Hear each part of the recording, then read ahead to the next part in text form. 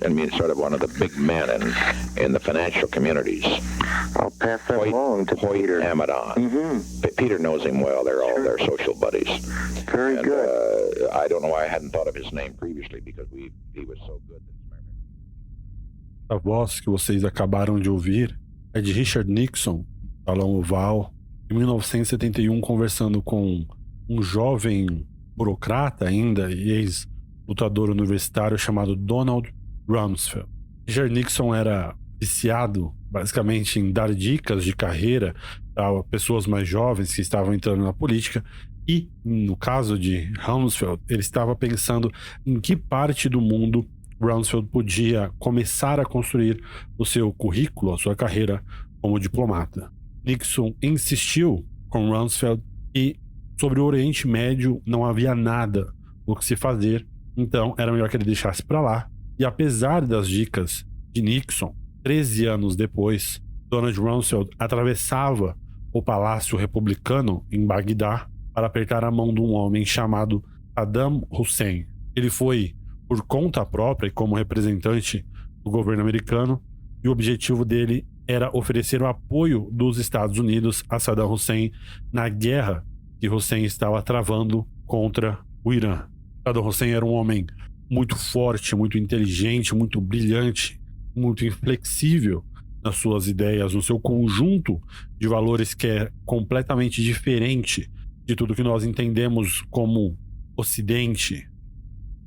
As câmeras iraquianas capturaram essa reunião e 20 anos depois, Rumsfeld foi mostrado essas imagens nessa preparação da guerra do Iraque pela CNN.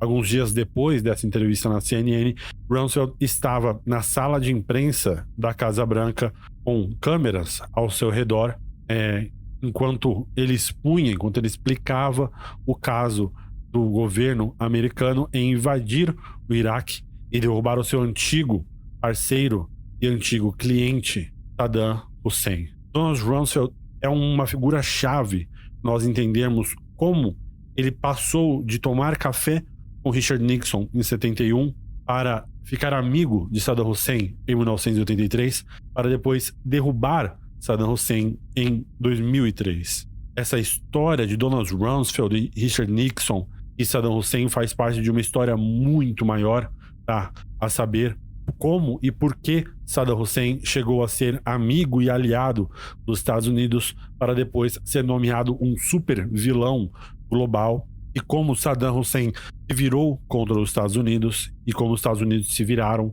contra Saddam Hussein. Seja bem-vindo novamente ao História Magister. Eu sou o Edson e nós vamos iniciar hoje a nossa série sobre a guerra do Iraque. Como sempre, os episódios vão sair mensalmente e para vocês que querem ter um gosto a mais, querem poder acompanhar as gravações, querem poder ter acesso pelo menos alguns dias antes. Esse episódio infelizmente não pôde porque tive muitas reviravoltas na minha vida pessoal, mas você que quer ter acesso a alguns dias antes aos episódios, quer ter acesso às pesquisas que eu faço, pode ajudar a gente no Apoia-se, tá? Aqui na tela, apoia.se/História Magister. Também vamos ter alguns bônus, tá? Chegando exclusivos no Apoia-se. Você também deve estar estranhando que esse é o episódio 1, que nós já temos um episódio anterior, que é o episódio 0, tá? Que é onde eu pude expor a biografia de algumas pessoas, tá? Porque eu quero falar sobre muita gente, tá? Gente muito complicada. Eu falei sobre Rumsfeld, sobre Cheney, sobre Condoleezza Rice, Colin Powell, Paul Wolfowitz, esses goblins, essas pessoas vão se tornar muito importantes para a história. Mas uma vez que você ouviu o episódio 0, você está agora no verdadeiro primeiro episódio da nossa série, tá? Eu estou chamando de Saddam City, que é basicamente o que Saddam fez com toda a nação do Iraque. Antes mesmo da gente chegar na administração Bush, tá? Na real guerra do Iraque, eu quero contar para vocês, como vocês já conhecem aqui do História Magister, um pouco do background da nossa história, rastrear essa origem, essa relação perversa dos Estados Unidos com o Iraque, tá? E para que a gente possa pelo menos apreciar quando chegarmos na nossa hora, todo o horror, toda a ironia que é a invasão dos Estados Unidos no Iraque em 2003. Se nós olharmos no mapa, tá? Obviamente que estou pensando no mapa do Mercador, que é o mapa mais conhecido, no meio do mundo está o Oriente Médio. E no coração do Oriente Médio está essa antiga, essa milenar terra que é o Iraque. 2 grandes rios atravessam o Iraque, que é o Tigres e o Eufrates, e nessa terra que é tão antiga, estava se modernizando ali no começo do século XX essas antigas tradições, esses meios de vida, tentando transformar o Iraque de um país antigo para um país moderno. Em 1920, Winston Churchill, o premier britânico, mandou uma carta reclamando de uma das revoltas que estava acontecendo no Iraque, que estava nessa época, em 1920, sob domínio britânico.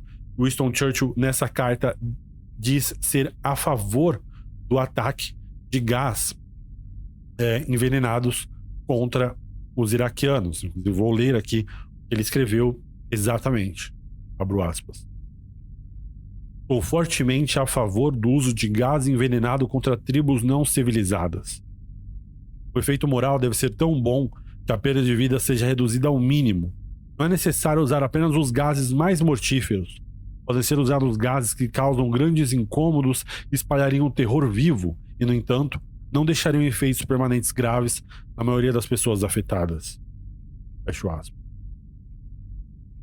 Felizmente, para os iraquianos e para o mundo, o gás mostarda não estava ainda disponível para a Inglaterra nessa ocasião, mas isso é um retrato muito simples e muito bom de como os britânicos enxergavam essas terras que eles estavam ainda conquistando no começo do século XX.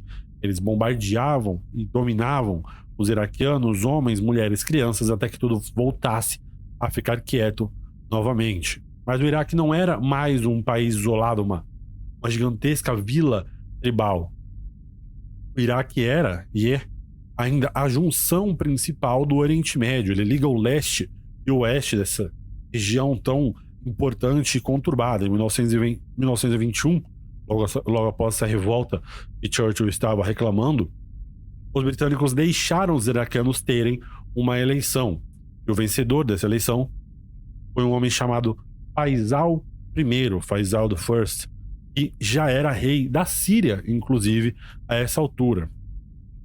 Como foi que uma eleição levou o rei da Síria à ascensão, né, no Iraque? Ele concorreu como único candidato, então ficou muito fácil, e teve 96% dos votos. Faisal queria construir um império árabe na região para contrapor o poder do Ocidente. Esse é um tema que nós vamos ver muito, não só na nossa série, mas ao longo de toda a história árabe recente, tá? Faisal primeiro queria construir um império árabe para se rivalizar com o poder do Ocidente, especial dos Estados Unidos, da Inglaterra, da França. Então, nisso, ele teve a ajuda, inclusive, tá, de um britânico, que eventualmente se tornou mais aliado dos árabes que dos ocidentais.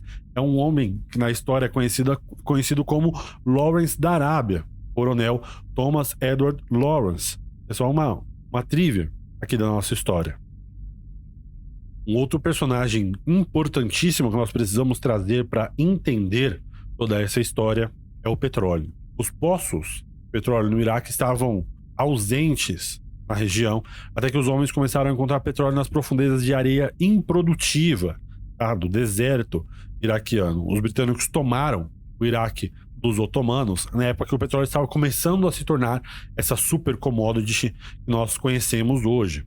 Winston Churchill, quando não estava escrevendo cartas pedindo o uso de gás mortal contra os iraquianos, estava ajudando a negociar um acordo para empresas, mas no caso uma empresa em específico, eventualmente se tornaria a British Petrol, tá? E essa British Petrol fez a transição da marinha britânica do carvão para o petróleo. Isso tudo ainda era mantido em segredo no começo do século XX, tá? Logo antes da Primeira Guerra Mundial, um período que é conhecido por os historiadores como a Grande Agitação, foi quase meia década de muitas movimentações populares na região, do Partido Trabalhista, muitas greves na Inglaterra, e Churchill era um dos homens encarregados em derrubar as greves da Grande Agitação inglesa. O petróleo foi uma dessas grandes inovações tecnológicas que explodiu a automação, como nós entendemos hoje, tá? Essa grande automação, essa nova era da Revolução Industrial, nós estamos já vivendo em 2 outras novas eras, mas a grande explosão da automação foi graças ao petróleo e que deu aos trabalhadores menos poder de barganha com os seus patrões, com o governo, e menos controle sobre o processo de produção. As greves eram poderosíssimas antes do descobrimento do petróleo. A partir do maquinário que veio com o descobrimento do petróleo, o poder das greves, o poder dos sindicatos se tornou muito menor, tá? Ele é mais ou menos como é até hoje. É um poder muito mais político do que de mundo real, digamos assim. O petróleo também é uma parte fundamental da política imperial que existia nessa época, porque no começo do século XX as companhias petrolíferas formaram basicamente um cartel. Elas dividiram o Iraque entre si e vão acabar administrando o Iraque como país, tá? Qualquer governo que eventualmente entre vai ter que lidar com essa divisão das petrolíferas, tanto que elas eventualmente formam um consórcio, não uma empresa, um consórcio entre elas, chamada de Iraq Petroleum Company, tá? E, ao contrário do que o nome sugere, tem 0 ações controladas pela própria nação do Iraque. Todas as ações da Iraq Petroleum Company estão divididas entre as empresas, e lá estão empresas ocidentais que estão usufruindo do petróleo iraquiano. Depois da Segunda Guerra Mundial, na verdade, antes que a guerra fosse encerrada, os Estados Unidos já estavam de olho no seu novo arqui-inimigo, a União Soviética. E para os americanos, não só para as elites americanas, para todos os americanos no geral, para os militares, para os capitães de indústria, a União Soviética era uma ameaça muito maior do que todos os nazistas e todos os fascismos dos seus tempos, tá?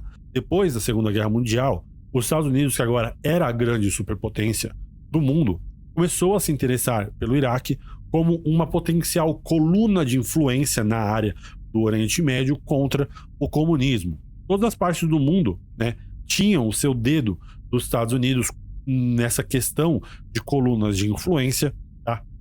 Mas o Oriente Médio era especial porque no final dos anos 50, os soviéticos ofereceram ao Ocidente uma proibição de qualquer intromissão na região, tá? Então eles tentaram conversar com o Ocidente para tentar deixar o Oriente Médio como uma zona neutra. Isso incluía embargos de armas, retirada de qualquer tropa da região, fechamento de qualquer base na região e o que mais fosse necessário para manter o Oriente Médio como lugar neutro do mundo entre a União Soviética e os Estados Unidos, ou o Ocidente e o Oriente.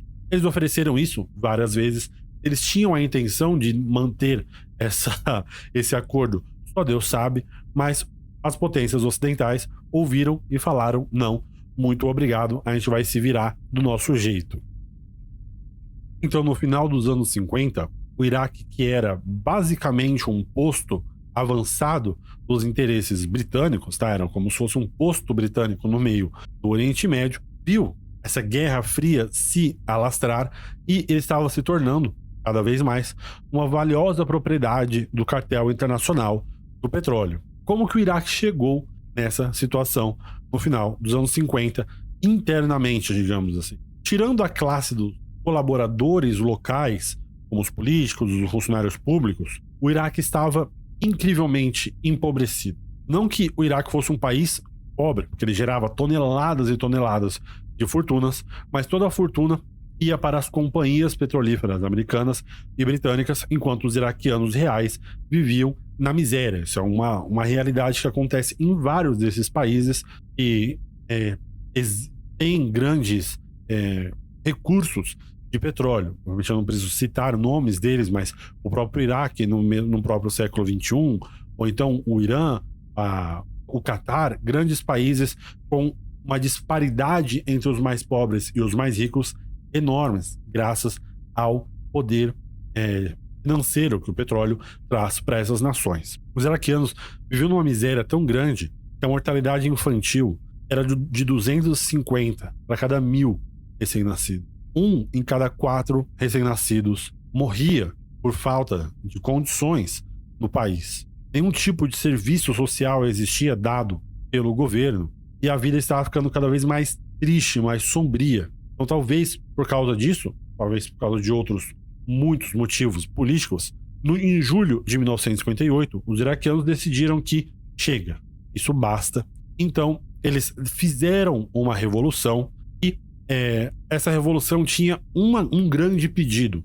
A Inglaterra tem de ir embora do país. Essa monarquia, patrocinada pelos britânicos, do rei Faisal I, tem de ir embora. Então, uma revolução varreu o rei Faisal do Iraque. As pessoas se levantaram em todo o país, mas a vanguarda, o núcleo pensante dessa revolução de 58 era um núcleo de oficiais nacionalistas militares que tinham em seus líderes homens como Abdul Salam Arif e Abdal Karim Qassim.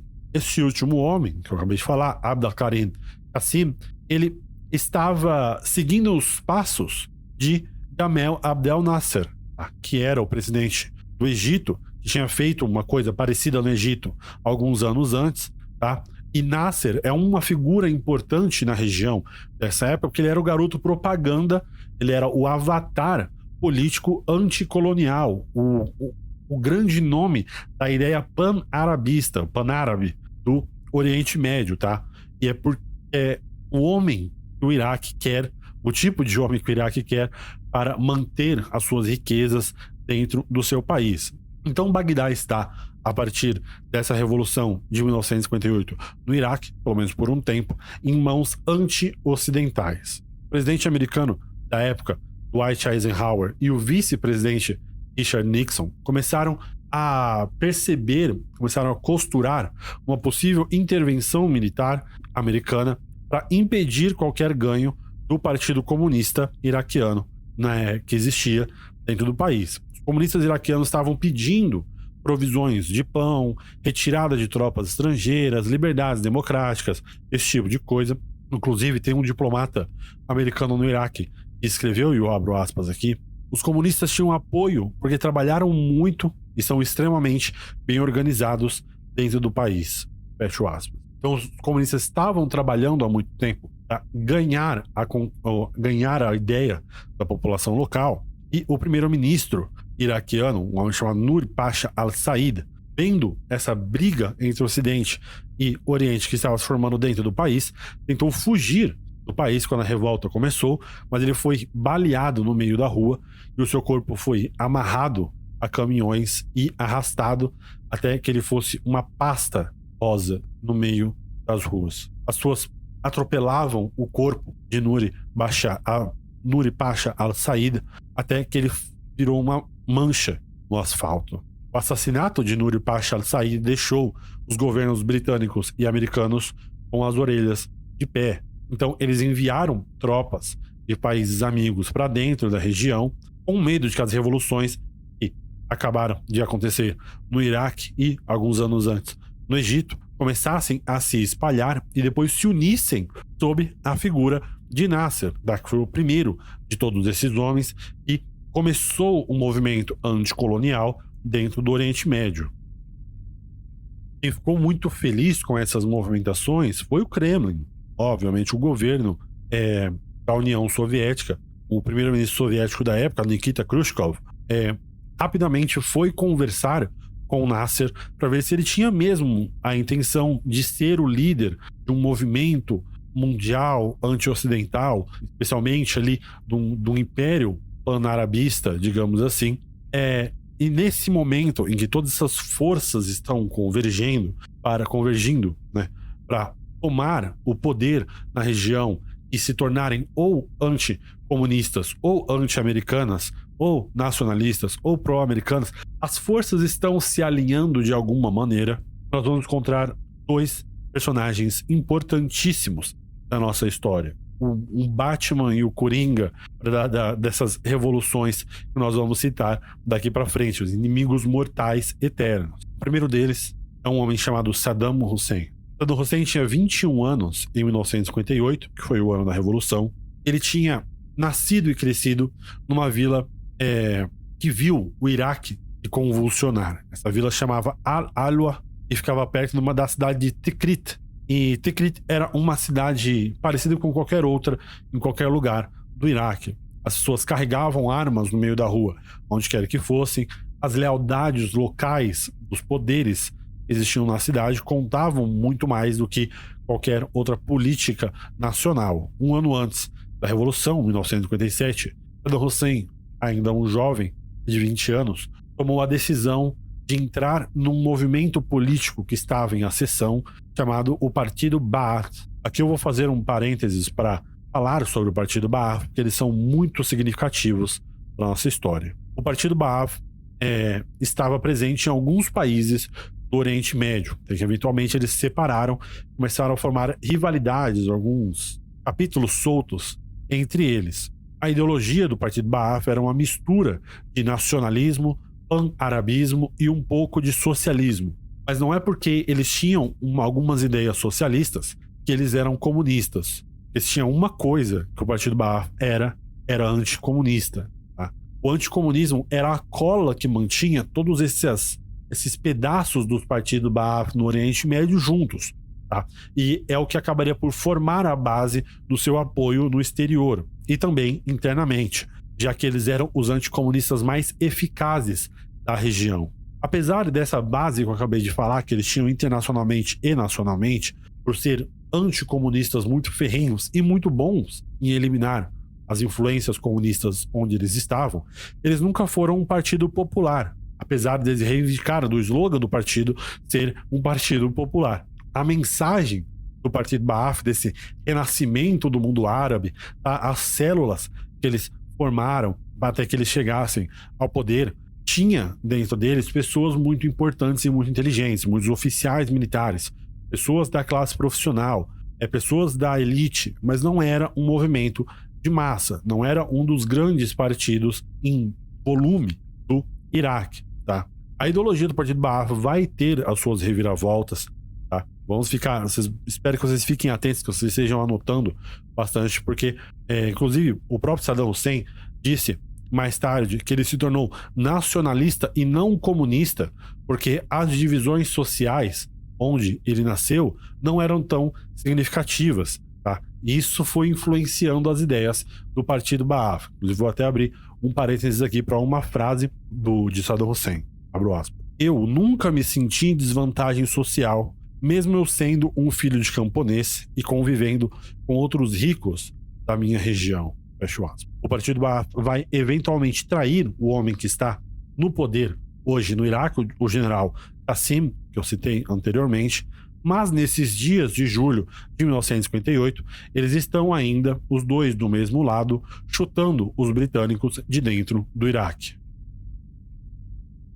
Enquanto Saddam Hussein estava molhando os seus pés, vindo de baixo, criando a sua própria situação favorável nessa nova situação política revolucionária, entrando e crescendo no Partido Ba'ath, um homem que vai ficar de namoro, que vai trair o Iraque diversas vezes até a guerra de 2003, também estava tendo suas experiências muito diferentes ali na Revolução. Ahmed Abdel Hadi Shalab nasceu em Bagdá em 1944 e ele cresceu o mais longe possível das circunstâncias de Saddam Hussein. Ele era o 9º filho de uma família de negócios xiita muito proeminente, muito rica. Seu pai tinha boas conexões com os britânicos, com a monarquia, com todos os líderes xiitas por todo o Iraque e também por todo o Oriente Médio.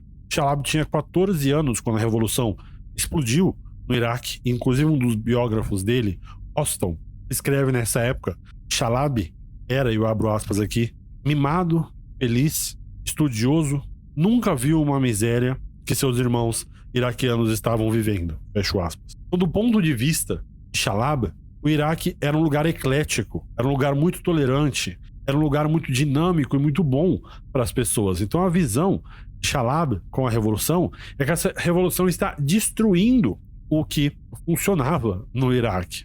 Isso despertou a obsessão de Chalab ao longo de toda a sua vida de não só restaurar esse Iraque fictício que ele tinha na cabeça das suas memórias, mas nessa reconstrução do Iraque, ele se tornar o líder de toda a nação. Inclusive, um dos parentes de Chalab disse a esse mesmo biógrafo, e de novo abro aspas, se você está procurando pela razão de ser de Chalab, olhe para a Revolução de 58. Mas por mais que eles quisessem, a família de Chalab não conseguiu a invasão americana, que eles já estavam negociando com o governo americano em 58, mas eles vão passar o resto da sua vida negociando essa invasão futura, como nós vamos ver ainda ao longo da nossa história. No final dos anos 50, nós vimos o Iraque deixar de ser basicamente essa colônia britânica que nós descrevemos aqui, para se tornar um estado independente sob o regime militar nacionalista do general Qassim. Infelizmente para o general Qassim, ele não acabou agradando nenhum dos lados nos seus poucos anos em que ele ficou no poder. Ele irritou os americanos e os britânicos quando ele nacionalizou o petróleo iraquiano muito rápido, mas ele também irritou o partido Ba'ath, porque ele, na análise dos nacionalistas do partido Ba'ath, ele não foi longe o suficiente, ele não era revolucionário o suficiente como era Nasser no Egito. Ele também irritou os comunistas dentro e fora do Iraque, porque ele precisava de uma base de apoio para fazer as coisas que ele tinha em mente, e obviamente que ele não estava sendo amigo dos comunistas, tá? Bagdá nesse momento está em um conflito aberto com os curdos na região, que é um dos grandes temas também da vida de Saddam Hussein. Por favor, lembrem desse nome. Os curdos no Iraque, só para explicar melhor, eles são uma minoria cultural e étnica que eles vivem naturalmente, tá, historicamente, no norte do Iraque, mas também há curdos na Síria, no Irã, em outros países da região. Nós vamos ver grandes confrontos, tá, coisas horríveis entre o partido Ba'ath e os curdos. Mas neste ponto, tá, que nós estamos na história, todo mundo está meio que do mesmo lado, querendo tirar Qassam e o regime. Em 1959, um homem muito ousado, digamos assim, um jovem chamado Saddam Hussein, neste momento com 22 anos, estava com uma metralhadora no centro de Bagdá. Ele está esperando um carro específico passar. Ele faz parte de uma equipe que vai cometer um assassinato junto com outros 6 homens. Saddam está lá como o mais jovem para fornecer cobertura aos seus camaradas. Na verdade, Saddam Hussein não deveria nem estar lá, tá? Ele não estava envolvido no plano original. O homem que devia estar dando cobertura ao esquadrão não apareceu por doença ou por frio do que poderia acontecer. Saddam era o homem que estava mais próximo, o homem de confiança mais de fácil acesso, e foi chamado como um tapa-buraco para este homem. Eu acredito, Edson, História Magister, acredito que todo grande homem da história precisa de coragem, de inteligência e de um pouquinho de sorte, né? Um pouco de ajuda do destino. E aqui está, para mim, a prova de que Saddam Hussein também tinha esse seu pé com o destino, tá? Estes homens que estavam no carro com Saddam Hussein não eram esquadrões de morte especializados, treinados pelos Estados Unidos. Eles eram um grupo amador que queria causar uma ruptura muito brusca, tá? Eles, inclusive, eram tão amadores que não mataram o seu alvo, que era o general Qassim, e, sem querer, eles acabaram matando um dos seus próprios homens, tá? Um dos melhores livros sobre essa época do Iraque, que se chama Unholy Babylon, vocês devem estar vendo aqui na tela no momento, de Adam Dawashi e Gregory Alexander, diz, e eu abro aspas aqui para vocês: eles se organizaram em torno do carro e sacaram suas armas e começaram a atirar. A vida do grupo era terrível, o que explica por que algumas pessoas foram pegas em seu próprio fogo cruzado. Fecho aspas. A tentativa de assassinato era contra o general Qassim. Ele foi atingido no ombro e no braço. Seu motorista não teve a mesma sorte e acabou não sobrevivendo ao ataque. Saddam Hussein é atingido na perna por um de seus amigos e foge da cena, mancando.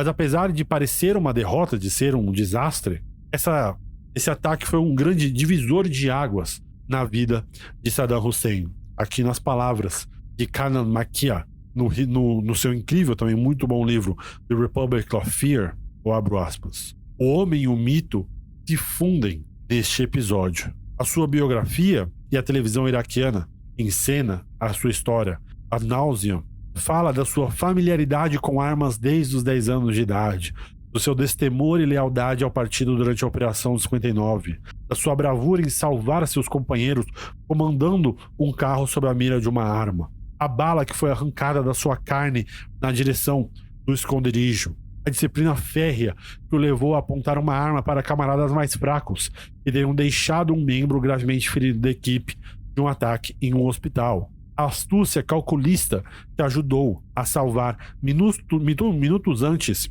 de a polícia aparecer, deixando seus companheiros feridos para trás. E finalmente, a longa jornada de um homem ferido em casa, de cidade em cidade, através do deserto para se refugiar na Síria. Fecho aspas.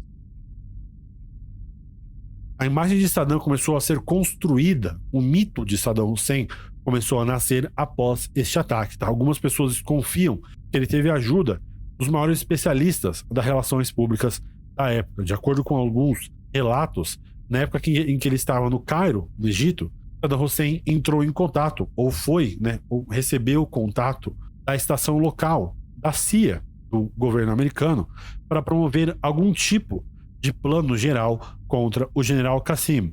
Mesmo que esse golpe não tivesse funcionado, a CIA ainda queria que ele fosse parte, e os baatistas fossem parte de um plano que a CIA tinha para o Iraque. Na primavera de 1962, o presidente da época, John F. Kennedy, pediu à CIA que ela começasse a tramar a derrubada do general Qassim.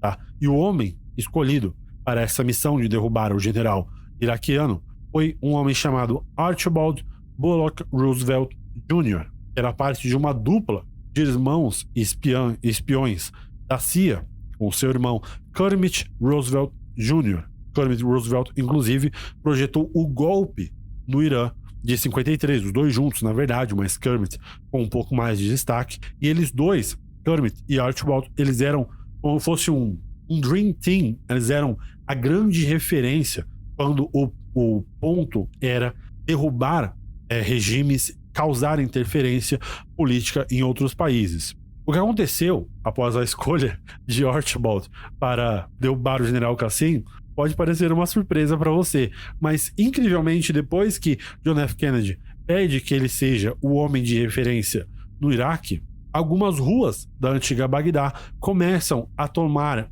forma de revolução, várias pessoas começam a ter movimentos na rua e eles derrubam o governo de Abdel Karim Qassim, que eles estavam descrevendo como pró-comunista, em fevereiro de 1663, na época do Ramadã. Oficiais militares aliados ao partido Baath realizam um golpe temporariamente bem sucedido, tá? Mas ele foi bem sucedido por tempo o suficiente para que eles executem o general Qassim ao vivo na televisão, para que todo o Iraque veja. Com o assassinato do general Qassim, o partido Baath chega ao poder. Aqui nós não estamos mais falando de uma questão do se a CIA estava envolvida na derrubada do governo do Iraque, e sim o quanto eles estavam envolvidos e quanto eles estavam apoiando o partido Baath, que é o partido em ascensão, e dentro do partido o nome em ascensão é o nome de Saddam Hussein. Tá? Ele vai assumir alguns postos importantes nesse momento e mais para frente vai assumir o governo do Iraque. Os Baath, quando chegam ao poder, quando ascendem ao governo iraquiano, eles começam a formar esquadrões da morte. Esses esquadrões da morte começam a, como diziam os britânicos, espantar os comunistas do país. Tá? Esse novo governo do partido Baath chega prometendo algumas ações anti-comunistas e anti-britânicas e anti-americanas. Tá? Começam a modificar as ações do general Qassim, começa a esvaziar as prisões dos presos políticos e começam a prender os comunistas do país. Desde a Revolução que coloca o Partido Baath em 63 no poder, mais de 15 mil comunistas são presos, mortos ou desaparecidos dentro do Iraque sob os esquadrões de morte do Baath. O novo governo começa a trabalhar com aquela companhia que eu citei anteriormente, a Iraqi Petroleum Company, que é formada de um cartel de empresas americanas e britânicas, e eles começam a enviar prisioneiros políticos para campos de concentração que ficam dentro dos territórios de algumas dessas empresas, tá? Dentro dessa movimentação, Saddam Hussein está num local muito único dentro do Partido Baath. Ele está voltando ao Iraque, tá? Ele começa a subir, a escalar a escada do partido. Ele se casa com a sua esposa, Sajida, e eles começam o que por fora parece uma família muito unida, muito amorosa, muito normal da cabeça, como nós vamos ver daqui para frente, tá? Então o governo dos Estados Unidos faz contato com o novo regime Baath horas depois que o golpe acontece e dá de imediato o reconhecimento a esse novo regime, tá? Então em abril o governo dos Estados Unidos começa a mandar ajuda para o governo do Iraque sob o Partido Baath, inclusive com armas, começa a enviar armas que os Baath vão usar para matar os curdos no norte do Iraque. A essa altura, os soviéticos já estavam dando apoio explícito aos curdos que estavam no norte do Iraque. Eles viam como um dos poucos pontos de conflito direto que eles podiam ter, de atrito com este novo governo. Então, o governo Kennedy começa a apoiar que o Baath tenha essas ações mais enérgicas, mais destruidoras contra os curdos. A União Soviética suspende a ajuda militar que eles estavam dando ao Iraque e vão até a ONU chamar o Partido Baath de um regime, e aqui eu abro aspas, porque eu não podia inventar esse tipo de coisas.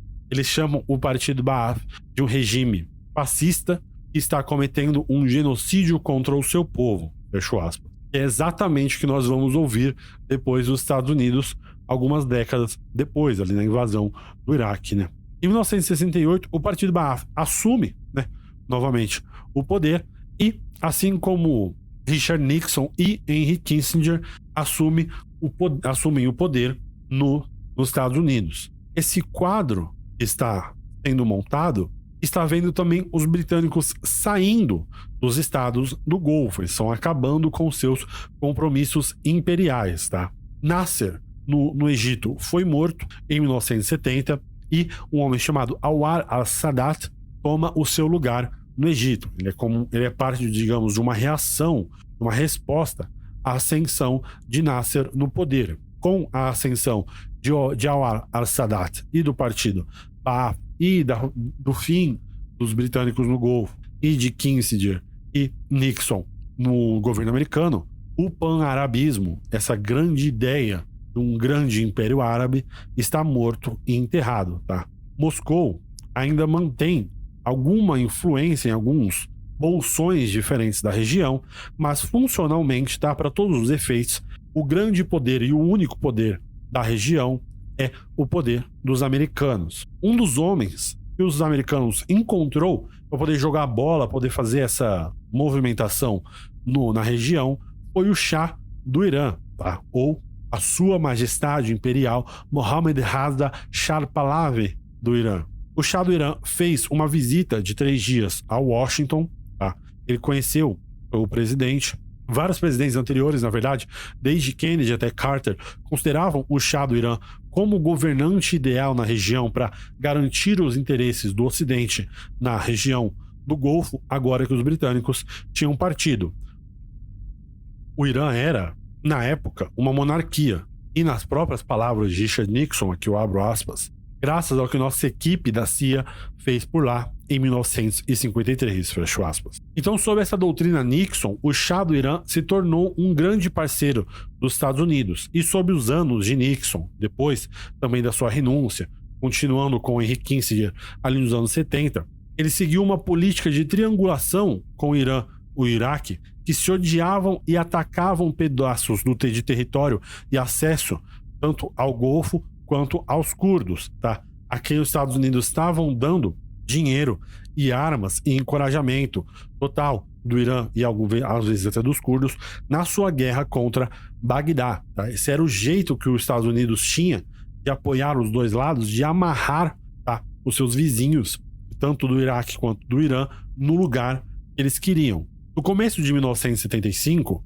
Saddam, que agora já era o homem forte do Iraque, mas tecnicamente ele era o número 2 do Iraque, começou a abrir conversas com o Shah do Irã e com a mediação dos Estados Unidos. Saddam Hussein e o Shah do Irã concordaram de parar de atirar um no outro e começar uma era, digamos, de paz premeditada, de uma paz muito frágil para essa região do Golfo. Essa foi uma grande vitória para todos os lados, exceto para os curdos, tá? Que agora eram o único alvo que o partido Ba'ath tinha. Então eles recebiam muito apoio dos Estados Unidos e do Shah do Irã, e agora os dois lados falaram: opa, eu vou ter que ali comprar um cigarro, já volto, e largaram os curdos no norte do Iraque para enfrentar Saddam Hussein sozinho. Deve imaginar como era, por exemplo, para o jornal da época, para ver o que Saddam Hussein estava fazendo com os curdos nessa região, nesse momento, tá? Saddam Hussein, inclusive, ele estava, e essa reunião com o Shah do Irã é um grande exemplo, ele estava encontrando as alavancas certas do poder para que ele pudesse tomar de vez o poder no Iraque. Em 1979, ele encontrou, digamos assim, as condições perfeitas para isso. Mas mais do que isso, mais do que só as alavancas certas de poder, eu quero dizer para você que Saddam Hussein, ele é um político nato, tá? Ele é um homem de muita visão, de muito tato político, de muito sucesso, de muita gana, muita vontade de fazer as coisas. Saddam Hussein, eu sempre deixo isso muito explícito nas nossas histórias aqui no História Magistra. Saddam Hussein é só o último exemplo que eu estou dando, mas não existem grandes homens na história do mundo, seja recente, seja antiga, que fossem idiotas. Elas não conquistam e mantêm poder sendo inaptas, sendo burras. Saddam Hussein, por mais que ele tenha todos os defeitos do mundo, e nós vamos falar de todos eles aqui na nossa história, ele era um homem, um político muito competente, um homem de várias qualidades políticas, que obviamente superavam a de todos os homens do partido Ba'ath, e coloca ele em ascensão explícita, sem nenhum tipo de limitador dentro do partido. A administração do partido Ba'ath dos anos 70 queria não só a riqueza do petróleo, mas eles também queriam ser conhecidos pela centralização e pela administração dessas riquezas e do partido, tá? E graças a essa ascensão de homens como Saddam Hussein, o Iraque se torna o país mais dinâmico, mais rico e mais progressista do mundo árabe. Não estou dizendo que progressista é um elogio, estou dizendo que ele sai daquele país de extrema miséria para um país agora muito mais dinâmico, muito mais em contato com tudo que o mundo tem a oferecer. A economia estava muito boa, estava florescendo, o Iraque já é a grande potência regional e eles começam a estabilizar as vidas dos iraquianos, tá? Existia sim uma ditadura política, mas fora da política, a vida para os iraquianos ia tudo muito bem. O governo agora providenciava todos os serviços básicos.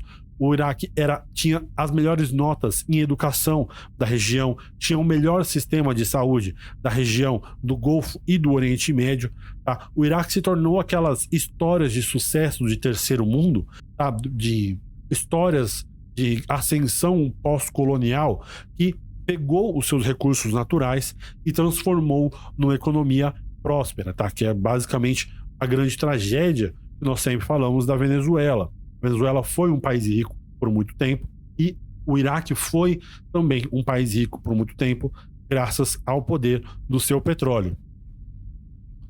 Uma outra coisa que Saddam Hussein fez foi arrancar as reservas de petróleo do Iraque das mãos dos conglomerados ocidentais.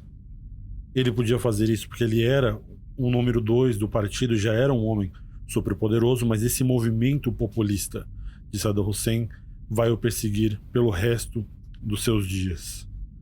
Em um memorando da CIA para falar o que os americanos pensavam sobre Saddam Hussein, eles disseram, e eu abro aspas: Saddam Hussein é um operador astuto e implacável, adepto e especialista em manter seus oponentes desequilibrados. Fecho aspas. Uma outra pessoa que é importante mencionar, nessa época já mencionei, mas é que Ahmed Shalabi, no final aqui dos anos 70, enquanto tudo isso acontecia no Iraque, ele se mudou para o Líbano e lá se tornou professor na Universidade Americana de Beirute. Ele era um matemático aparentemente muito bom no seu campo, mas o que também aconteceu no Líbano foi a guerra civil libanesa, e esse ambiente, mais uma vez, viu Shalabi fugir para finalmente assumir o seu verdadeiro direito de primogenitura como uma das muitas crianças corruptas da época do Iraque que passaram para grandes impérios de família. Então, Shalabi vai para a Jordânia e lá funda um banco chamado Petra Bank. Em 1978, os ativos do banco Petra Bank de Shalabi eram 40 milhões de dólares. Em 1980, 2 anos depois, eram de 400 milhões, um aumento de mais de 10 vezes. Shalabi construiu uma grande mansão, começou a fazer amizade com muitos jornalistas ocidentais, pessoas dos think tanks ocidentais, muitos políticos, muitos dos quais, aliás, vão se tornar pessoas de destaque na nossa história aqui nos próximos episódios. Mas uma pessoa no Petra Bank, que era próxima de Shalabi, disse que você conseguia perceber no ar em volta de Shalabi que algo estava errado. O que vai acontecer de errado vai explodir no próximo episódio, mas só quero deixar para você aqui no ar que não é a última vez que Shalabi vai trocar de pele como um camaleão na nossa história. Agora ele passou de professor universitário para um dos mais poderosos influenciadores econômicos do Oriente Médio, e isso é só o começo para Shalabi. Voltando agora para dentro do Iraque, em 1979, Saddam Hussein fez essa paz com o Shah do Irã e estava esperando para começar uma campanha contra os curdos, ao mesmo tempo que está aquecendo, criando relações com os Estados Unidos, particularmente com a CIA, que, veja só você, tinha como diretor-geral um homem chamado George H.W. Bush, ou então Bush pai, como vocês devem conhecer, cujo filho nessa época estava montando uma empresa de petróleo e gás natural, mas isso a gente vai falar um pouco mais depois. Saddam Hussein então sabia que estava em um momento importante da sua vida e ali ele se aproximou do homem que seria um ponto de inflexão na sua história, um homem chamado Ahmed Hassan al-Bakr, que era, vejam só você, o seu primo, que também era líder do partido Ba'ath e, por consequência, presidente do Iraque. Em 1979, Ahmed Hassan al-Bakr está com 65 anos e, de acordo com algumas fontes, e aqui eu quero levantar que várias dessas fontes são governistas, são propagandistas de Saddam Hussein, e essas fontes diziam que ele estava muito velho, doente demais para governar, mas dizem também essas fontes que Saddam foi ao seu velho amigo, seu primo, e disse: olha, você está muito doente, você devia descansar mais, deixa que eu tomo conta da presidência para você e você vai cuidar da sua família, da sua saúde. Ahmed Hassan al-Bakr recusa essa ajuda de Saddam, mas ele parece que não sabia o primo que tinha, não sabia com quem estava lidando. Saddam Hussein foi colocado como vice-presidente por al-Bakr em 1968, passou os últimos 11 anos se tornando a maior figura do governo iraquiano, especialmente através do seu cargo como general das Forças Armadas iraquianas. Saddam Hussein montou o exército iraquiano, seu novo exército iraquiano, basicamente do zero, e se tornou, de fato, o homem mais poderoso do país, e seu último empecilho para o poder total era al-Bakr. Como ele não queria brincar pacificamente, não queria perder mais tempo, Saddam removeu ele sob ameaça, explicando que o que viria depois e seria muito prejudicial se al-Bakr não colaborasse. Então assim ele entregou o cargo e Saddam Hussein se torna, finalmente, presidente do Iraque. 6 dias depois, Saddam Hussein resolve colocar em prática um dos seus planos mais teatrais, macabros e memoráveis. O que aconteceu a seguir é conhecido como o expurgo do Partido Baath, e é exatamente o que se parece. Saddam Hussein convocou uma assembleia de emergência de oficiais e líderes do Partido Baath. Ele estava sentado em um salão lotado fumando um charuto, e de repente ele se levanta e começa a informar a todos que estão lá reunidos que, infelizmente, ele havia descoberto a existência de uma conspiração apoiada pela Síria dentro do Partido Baath para derrubá-lo e derrubar a liderança do país. Se levanta então um homem chamado Abdul Hussein, fraco, cambaleante após dias de tortura, e ele começa a ler um pedaço de papel. Uma confissão de que ele realmente fizera parte de um estratagema para capturar Saddam Hussein, para desmontar o Iraque e desmontar o Partido Baath. Quando Abdul Hussein pausa e parece que ele vai encerrar a sua leitura, ele retoma a leitura listando as pessoas que estavam no salão, várias delas, e que eram supostos co-conspiradores dele nessa trama apoiada pela Síria. Alguns levantaram e protestaram, falaram da sua inocência, mas eles foram levados embora do salão. Outros, então, começam a chorar, vários começam a gritar proclamações da grandeza de Saddam Hussein, eles começam a chorar e declamar lealdade absoluta ao governo e a seu líder. Tudo isso enquanto Saddam Hussein ria e continuava fumando o seu charuto. Tudo isso foi filmado a pedido de Saddam Hussein, e ele se tornou a figura mais poderosa e mais temida de todo o Iraque após o expurgo. O Iraque de Saddam Hussein, que já estava sendo chamado pela CNN nessa época de, e aqui eu abro aspas, um dos governantes menos conhecidos, mas mais eficazes do Oriente Médio, fecho aspas de novo. Esse Iraque estava se tornando um dos novos centros de energia do mundo inteiro. A ascensão de Saddam ao poder no Iraque na década de 70 estava sendo, obviamente, cimentada ainda, enquanto as coisas estavam ficando complicadas para o melhor amigo dos Estados Unidos na região, que era o Shah do Irã. Enquanto a população urbana do Irã estava aumentando exponencialmente, os aluguéis estavam ficando mais altos, a inflação se tornava cada vez um problema maior, os serviços públicos em geral de todo o país estavam falindo. O Irã comprou várias empresas ocidentais, tinha investido milhões e milhões na Ásia e na África, mas muitos iranianos continuavam pobres e analfabetos. O desempenho agrícola do Irã era ridículo. A produção industrial era decepcionante dentro das cidades e os bolsões de pobreza no país estavam cada vez maiores. É nessas condições sociais que nós chegamos ao grande evento moderno da história do Irã, que é a Revolução Islâmica.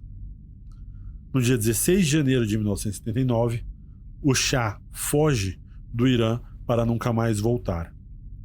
Liderados por alguns clérigos xiitas, muitos conservadores religiosos, que estavam representando uma coalizão mais ampla dessa sociedade que estava muito revoltada com a situação do Shah do Irã, um homem chamado Said Ruhollah Mossadeq Khomeini, que tinha deixado o Irã há 15 anos atrás em exílio, decretado pelo Shah do Irã, que após tomar o poder no Irã se torna o famoso na história Ayatollah Khomeini.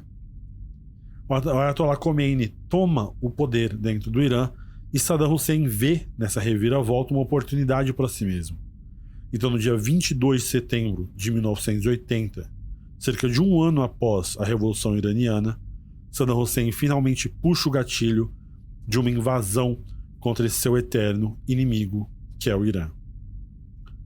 A justificativa de Saddam Hussein para iniciar a guerra Irã-Iraque foi o controle da hidrovia do rio Shatt al-Arab, que é o rio que divide o Irã e o Iraque.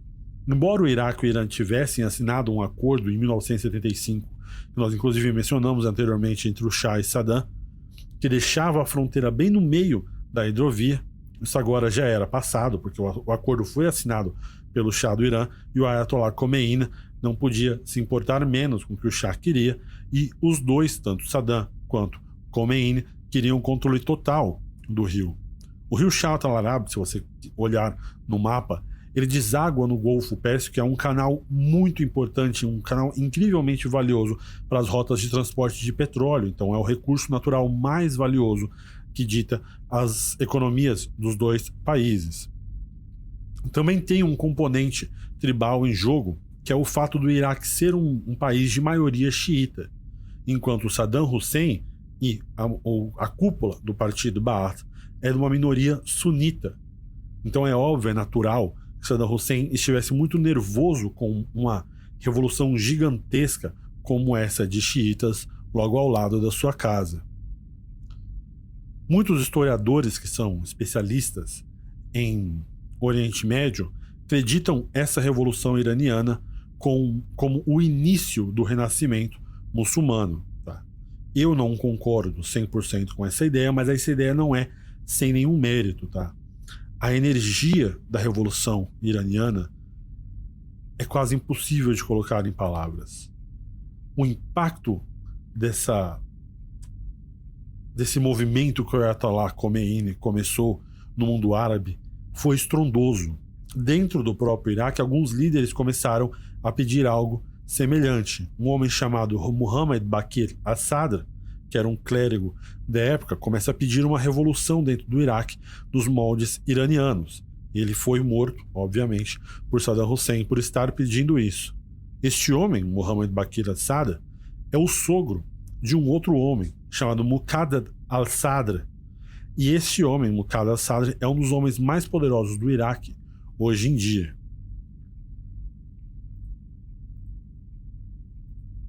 E, aliás, esse início, tá, essa morte, esse assassinato de Muhammad Baqir al-Sadr marca um movimento muito importante que nós vamos acompanhar ao longo da nossa história, que é a radicalização da família al-Sadr, de uma geração para outra.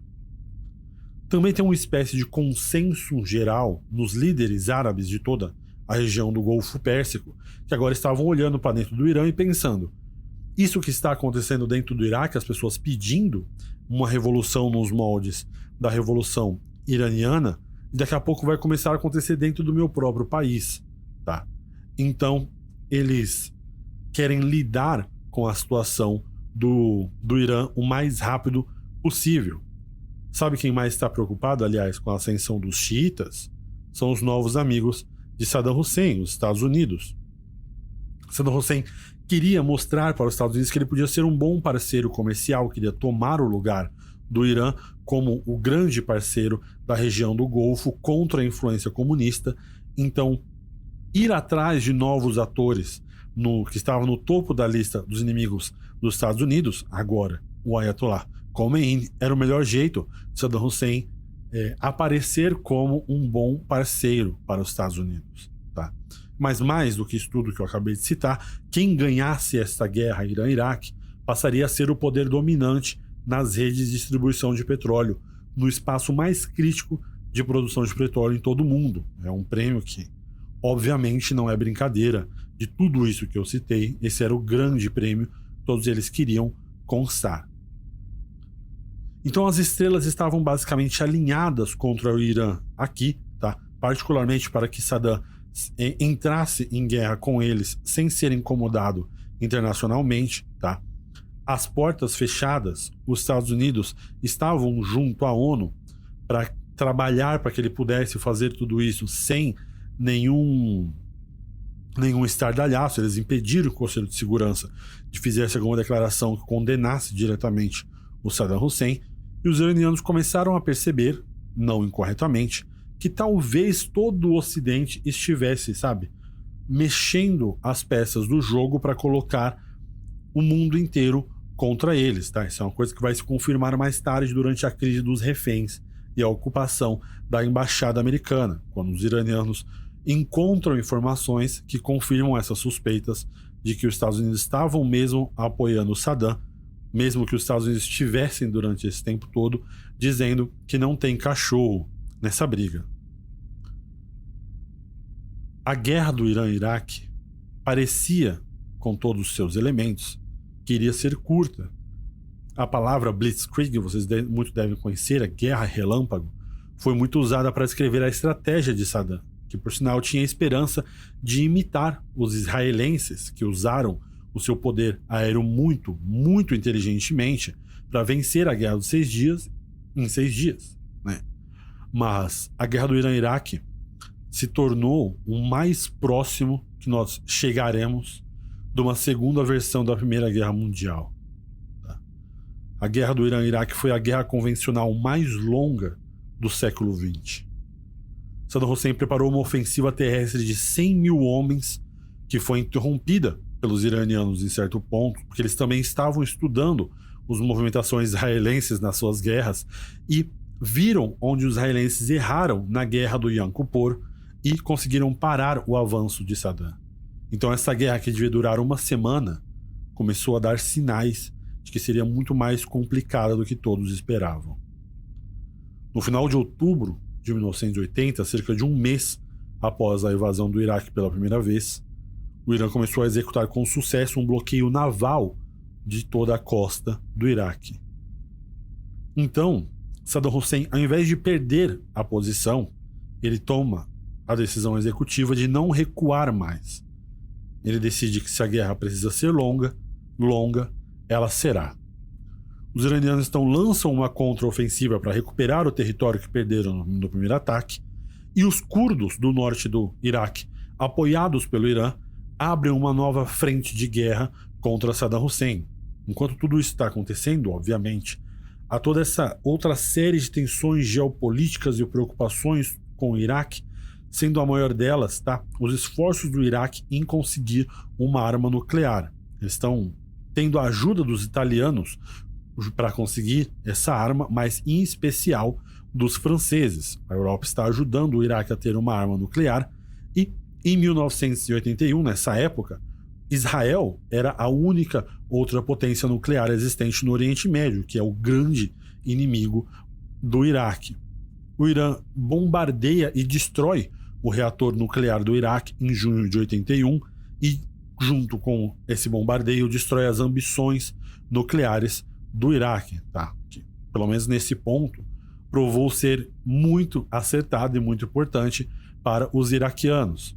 Tem um historiador francês muito bom chamado Pierre Hazou, que escreveu um livro sobre a guerra do Irã-Iraque, e ele diz, e aqui eu abro aspas para citar Pierre Hazou: foi a partir do momento que o Iraque perdeu qualquer esperança de ter energia nuclear, limitando assim os riscos da proliferação na região, que tanto Washington quanto Moscou consideraram restabelecer seus laços com Bagdá. Fecho aspas. William Eagleton, um diplomata americano que estava no Iraque, encaminhou um telegrama para Washington, para o recém-eleito, nessa época, governo Reagan, dizendo que, e aqui eu abro aspas, temos agora uma maior convergência de interesses com o Iraque do que em qualquer outro momento desde a Revolução de 1950. Fecho aspas. Um ano depois, o Departamento do Estado americano retirava o Iraque da lista de estados patrocinadores do terrorismo. Tá? Um dos homens favoritos do Ocidente inteiro na região, o rei Hassan bin Talal, da Jordânia, entrou pessoalmente ele em contato com Saddam Hussein e informou que o Ocidente estava encaminhando para um abrandamento geral das relações com todo mundo, em especial com o Iraque, e que o Moscou estava entregando dezenas de aviões de combate ao Iraque que anteriormente eles tinham negado. Tá? Então, em 1982, começa uma contraofensiva iraniana que leva a guerra Irã-Iraque a um impasse. Tá? E é nesse ponto, nesse impasse aqui, vamos aproveitar a pausa para falar para vocês sobre o gás mostarda, os agentes nervosos que foram entregues para Bagdá, para Saddam Hussein, em pequenos aviões de aparência muito inocente. Tá? No início, a escala do uso de Saddam Hussein dessas armas químicas de guerra surpreendeu os iranianos, tá? Que foram proibidos, inclusive, pelo Ayatollah Khomeini, de revidar na mesma moeda. Eles não podiam atacar os iraquianos, com gás mostarda, nenhum tipo de agente nervoso. A partir de 83, o Iraque começou a usar ataques mortais de gás contra o Irã. Então ele começou a usar gás mostarda. Você deve conhecer das histórias da Primeira Guerra Mundial, tá? Entre 83 e 84, Donald Rumsfeld, lembra lá no começo nós falamos dele, fez 2 visitas ao Iraque como parte dos esforços da administração Reagan para fortalecer as relações com o regime iraquiano e tentar entender esses ataques de arma química que Saddam Hussein estava colocando. O Irã tinha feito reféns, tá? Diversas pessoas americanas na embaixada, então parecia um movimento muito lógico para o presidente Reagan, para o secretário Shultz, também para Rumsfeld, que os Estados Unidos deveriam tentar pelo menos desenvolver um relacionamento melhor com o Saddam Hussein, que era o único amigo que eles tinham lá na região. Então, durante a segunda viagem de Rumsfeld ao Iraque, isso em março de 1984, um relatório das Nações Unidas foi divulgado. Esse relatório concluiu que as forças iraquianas começaram a usar as armas químicas na luta contra o Irã. Os americanos não só concordavam com o uso de armas químicas, como mais tarde eles dariam inteligência aos iraquianos de como usar melhor as armas químicas, o gás mostarda, os outros gases de agentes nervosos contra os iranianos. E, óbvio, passaram a vender essas armas químicas para o Iraque.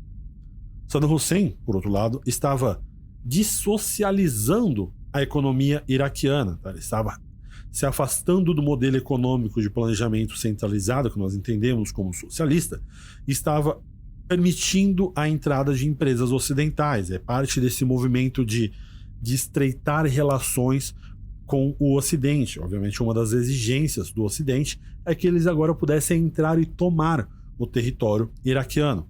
Então o Iraque começou a desenvolver relações comerciais com todo tipo de empresa ocidental que pudesse vender o que eles quisessem comprar, tá? Uma lista pequena de países que estão vendendo armas e tecnologias para Saddam Hussein usar contra o Irã abarcava a Alemanha Ocidental, a Espanha, a Inglaterra, a Grã-Bretanha no geral, né?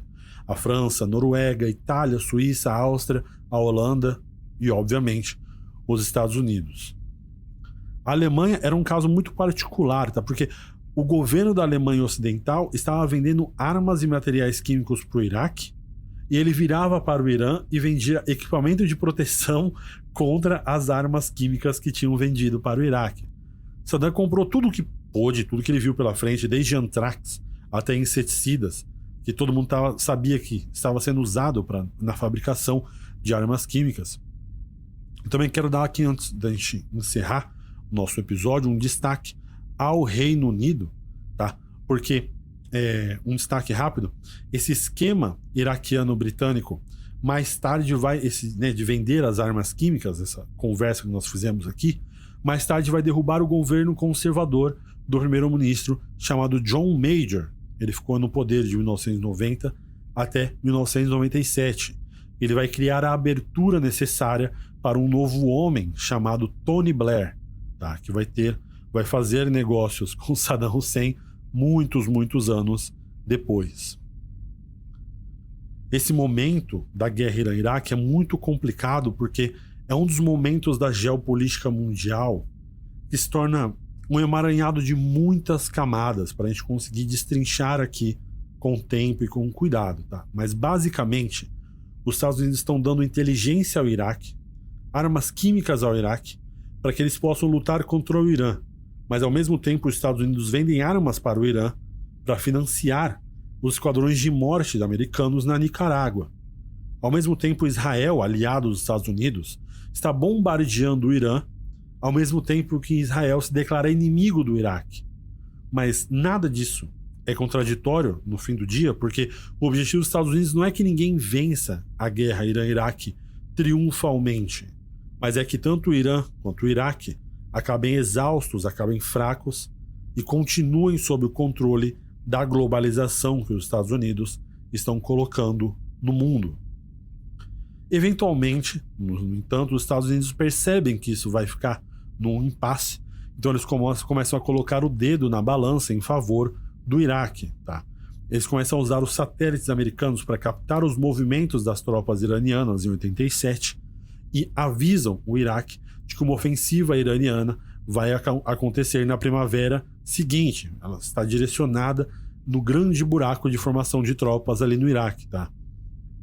Um coronel aposentado da Força Aérea disse aos jornalistas muitos anos depois que em uma mensagem direta escrita pelo próprio presidente Reagan, dizia que a vitória iraniana era inaceitável. E é por isso que os Estados Unidos estavam se colocando tão fortemente a favor do Iraque, tá? Então, depois de fornecer as informações e mapear o que os iraquianos precisavam para atacar o Irã, Saddam Hussein lança um ataque de gás sarin contra as forças iranianas e funciona esse seu ataque. A partir de 87, então, com a inteligência e as novas armas, o ataque de armas químicas explode o número deles contra o Irã. A estimativa da própria CIA é que 2/3 de todas as armas químicas iraquianas usadas vieram depois do ano de 87 até o fim da guerra em 88. Em 88 de março, o Iraque, o exército iraquiano, vai mais longe do que nunca na sua brutalidade, tá? A chave para isso tudo que está acontecendo é a frente curda, a frente norte da guerra dentro do Iraque, tá? Várias facções curdas têm relações diferentes com o Irã. Eles têm alguns grupos mais à esquerda, que são mais céticos do Irã, alguns mais à direita, que são mais a favor, mas, num geral, tá, eles estavam presos entre o Irã e o Iraque nessa guerra eterna entre esses dois países. Em 87, Saddam lança uma campanha chamada Campanha Anfal, que é, hoje em dia, mais comumente descrita como um genocídio contra os curdos. Saddam Hussein faz um ataque tão terrível contra a nação curda dentro do Iraque que o número extraoficial é entre 50 e 100 mil mortos nessa campanha de Anfal, tá? E ela ocorreu ali perto do final da guerra Irã-Iraque e foi um dos grandes motivadores da ação militar iraniana que veio logo depois. Nós vamos encerrar esse movimento de guerra da guerra Irã-Iraque, nosso próximo episódio, tá? Para nós podermos continuar a sequência de tudo que vai desaguar para os novos governos e os novos agentes que vêm para continuar o movimento da guerra do Iraque, que vai desaguar, né, a guerra do Iraque em 2003. Então, até o próximo episódio aqui de Guerra do Iraque e eu espero você lá.